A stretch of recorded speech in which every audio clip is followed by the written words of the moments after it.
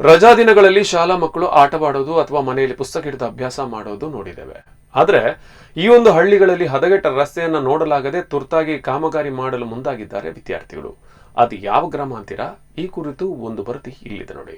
ಕಳೆದ ಹಲವಾರು ವರ್ಷಗಳಿಂದ ಜಿಲ್ಲಾ ಪಂಚಾಯತ್ ಅನುದಾನದಿಂದ ಸುಮಾರು 2 ಕಿಲೋಮೀಟರ್ ದೂರದವರೆಗೆ ಡಾಂಬರೀಕರಣ ರಸ್ತೆ ಕಾಮಗಾರಿ ನಡೆದಿದ್ದು, ಅದೇ ಕಾಮಗಾರಿ ನಡೆದ ಕೆಲವೇ ವರ್ಷಗಳಲ್ಲಿ ಡಾಮರ್ ಎಲ್ಲ ಕಿತ್ತು ಹೋಗಿತ್ತು. ಸುಮಾರು 50ಕ್ಕೂ ಹೆಚ್ಚು ಶಾಲಾ ವಿದ್ಯಾರ್ಥಿಗಳು ಇಡೀ ರಸ್ತೆಯಲ್ಲಿ ಸಂಚರಿಸುತ್ತಾರೆ.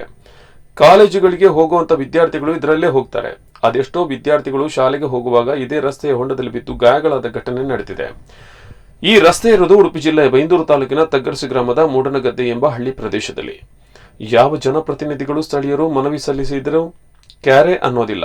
ಇದಕ್ಕೆ ಮನನೊಂದಂತಹ ಸ್ಥಳೀಯ ವಿದ್ಯಾರ್ಥಿಗಳು ತಮ್ಮ ಸ್ನೇಹಿತರನ್ನ ಸೇರಿಕೊಂಡು ಹಾರೆ ಬುಟ್ಟಿ ಹಿಡಿದು ರಸ್ತೆಯಲ್ಲಿ ತುರ್ತು ಕಾಮಗಾರಿ ನಡೆಸಿ ಜನಪ್ರತಿನಿಧಿಗಳಿಗೆ ತಮ್ಮ ತಾಕತ್ ಏನು ಅನ್ನೋದನ್ನು ತೋರಿಸಿದ್ದಾರೆ. ಇತ್ತೀಚೆಗೆ ಈ ರಸ್ತೆ ಸಂಪೂರ್ಣ ಹಾಳಾಗಿದ್ದು ವಾಹನಗಳಲ್ಲಿ ಸಂಚರಿಸುವುದೇ ಒಂದು ದೊಡ್ಡ ಸವಾಲಾಗಿದೆ. ಬೈಕ್ ಸವಾರರು ಸ್ವಲ್ಪ ನಿರ್ಲಕ್ಷ್ಯ ಮಾಡಿದರೆ ಆಸ್ಪತ್ರೆ ಪಕ್ಕಾ ಎನ್ನುವಂತಿದೆ.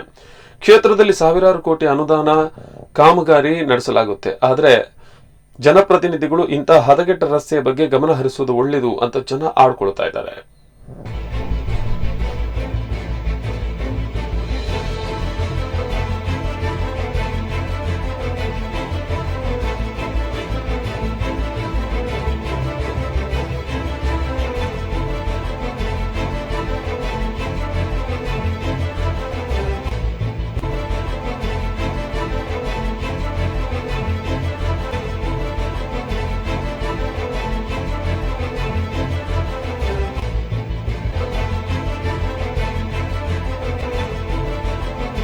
ಹಲವಾರು ವರ್ಷಗಳಿಂದ ಬೈಂದೂರಿಂದ ಮೂಡನಗದ್ದೆ ಹೋಗುವ ದಾರಿ ಸುಮಾರು 1 ಕಿಲೋಮೀಟರ್ ಹತ್ರ ಪೂರ್ತಿ ಹಾಳಾಗಿದೆ.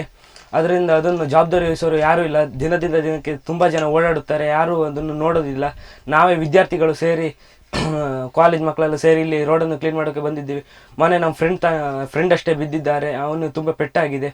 ಅದೇ ನಾವು ನಮ್ಮ ಫ್ರೆಂಡ್ ಎಲ್ಲ ಸೇರಿ ಈಗ ಮಾಡ್ತಿದ್ದೀವಿ ರೋಡನ್ನು ಕ್ಲೀನ್ ಮಾಡಿ. ಇದರ ಬಗ್ಗೆ ಹಿರಿಯರು ಗಮನ ವಹಿಸಬೇಕೆಂದು ಕೇಳುತ್ತಿದ್ದೇನೆ.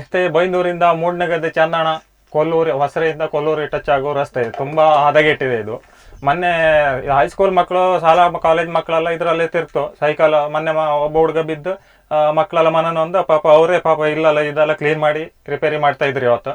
ಇದು ಜಿಲ್ಲಾ ಪಂಚಾಯತ್ ರೋಡ್. ಆದಷ್ಟು ಬೇಗ ಜನಪ್ರತಿನಿಧಿಗಳು